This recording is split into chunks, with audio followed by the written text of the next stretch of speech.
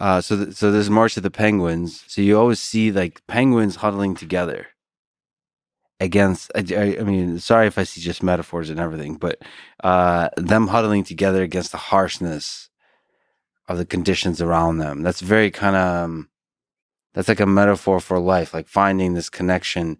That's kind of what love is. It's like it allows you to forget whatever the absurdity, whatever the suffering of life is. Together, you get to like huddle for warmth, and that's why I love the sort of just the honesty and the intensity of the way penguins just in the middle of like the cold do this. And then this video I saw. A lonely. This is misinformation. So the name of the video is "Lonely Deranged Penguin." I don't know if he's deranged.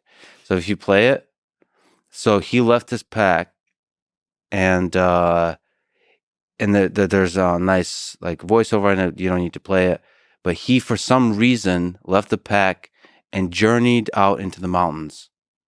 And so the narrator says that he's deranged. He's lost his mind. Now, I'd like to project the idea that he's actually, there's so many stories you could think of. He's returning to his homeland. He's an outsider thinking, journeying out into the unknown, thinking he may be able to discover something greater than the tribe. He might be looking for a lost love. Why is he deranged immediately?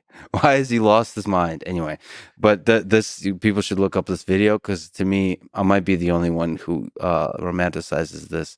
But it's such a nice kind of. It's both a picture of perhaps a mental disorder, which is what the video kind of describes, and it may be some deeper explanation that's not that has to do with the motivation of a mind. Perhaps, yeah, I don't know if you have a deeper analysis on this penguin. Well, I like you as a psychiatrist. I would want to sit down with the penguin and go through. I want to see the notes from his prior therapist, but this actually is relevant. Not knowing what was that penguin's motivation, we have very clear situations where there are both within an individual, we go through periods of time when we stay in one place and we reap the benefits from what we've built, and then we go through periods of foraging, of wandering. Even if there may be resources where we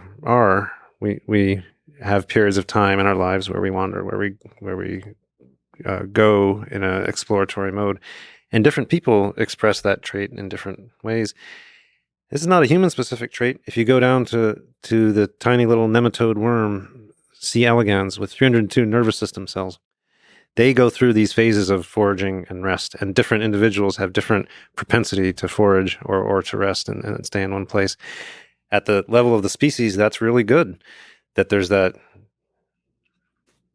diversity in their willingness to forage. Some stay where they are. The species is somewhat on a firm footing then.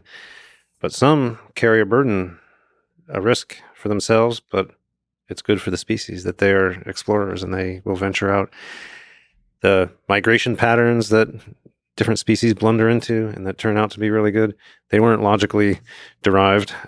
They most certainly started from something like this, an exploration. And humans do this too, you think? And we do it too.